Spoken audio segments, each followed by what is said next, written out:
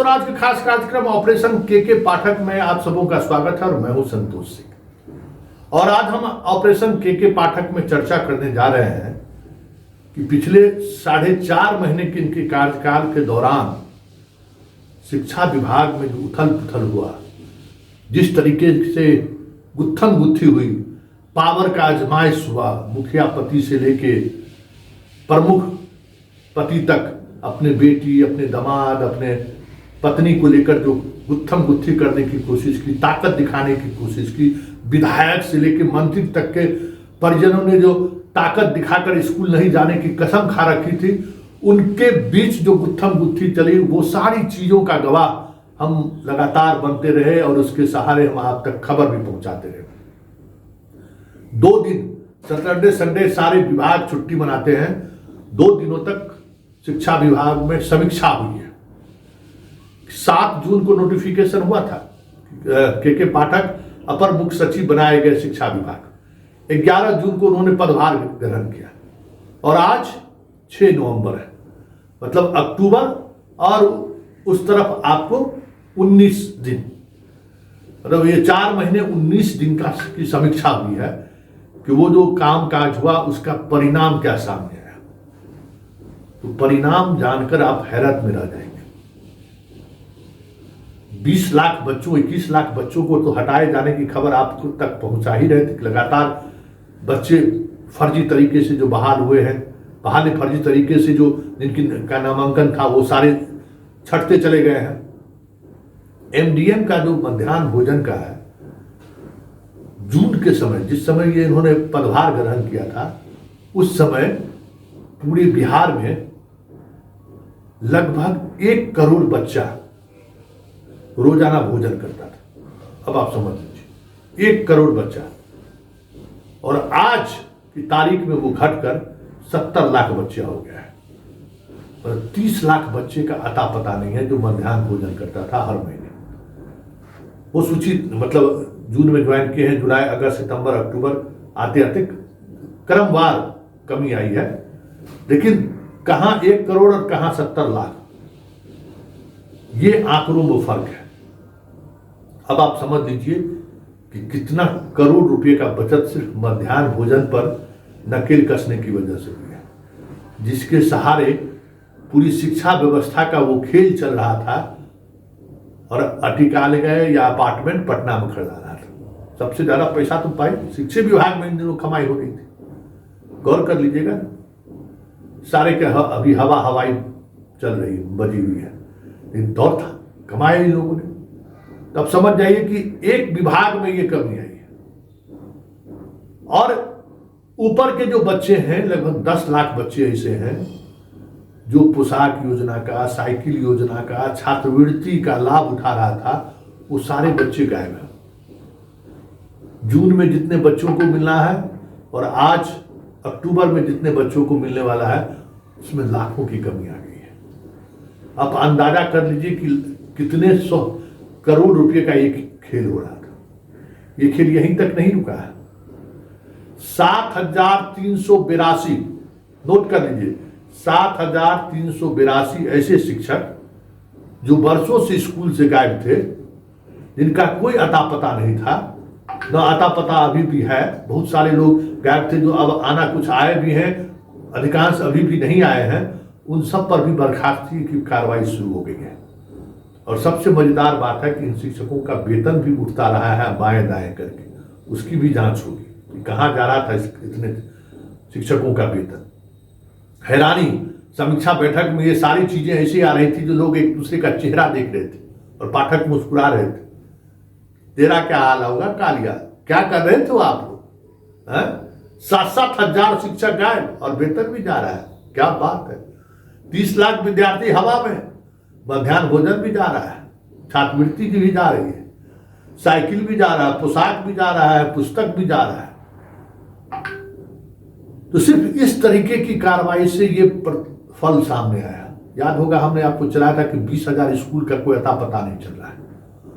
उसकी खोज अभी भी जारी है कि वो स्कूल है कहाँ, जिसमें शिक्षक, छात्र, बिल्डिंग सबकी चर्चा है। वो स्कूल वाकई में है कहाँ।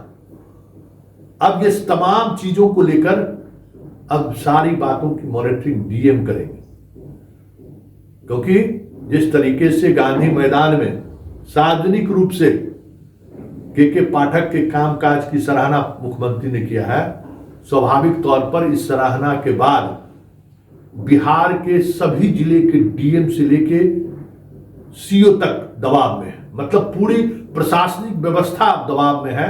वैसे भी पाठक को लेकर किसी भी जिलाधिकारी की ये ताकत नहीं है, न थी, कि उनके किसी आदेश या निर्देश का पालन नहीं करें। लेकिन अब तो भाई सुप्रीम बॉस हो गए वो, अब तो सार्वजनिक रूप से उनकी पीठ थपथपाई हो गई है, अब उनको कौन रोक सकता है।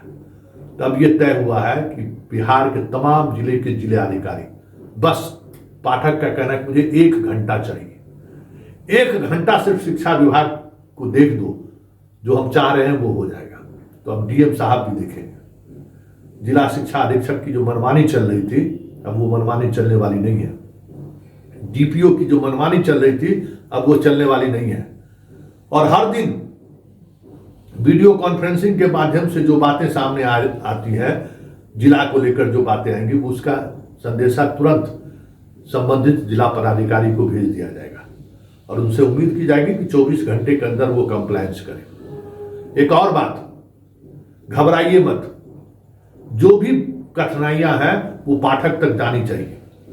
और वीडियो कॉन्फ्रेंसिंग के माध्यम से या जो गूगल कॉन्फ्रेंसिंग आप लोगों का हो रहा है, उस कॉन्फ्रेंसिंग के माध्यम से जिला के शिक्षा पदाधिकारी कितना भी आपको मना क्यों नहीं करे, जो बेसिक कठिनाइयां हैं उस कठिनाइयां से अवगत जरूर कराइए पाठक को, क्योंकि सारे मीटिंग में जो सार तत्व सामने आते हैं उसका पाठक खुद मॉनिटरिंग करते हैं और उसका निदान की बात सोचते हैं।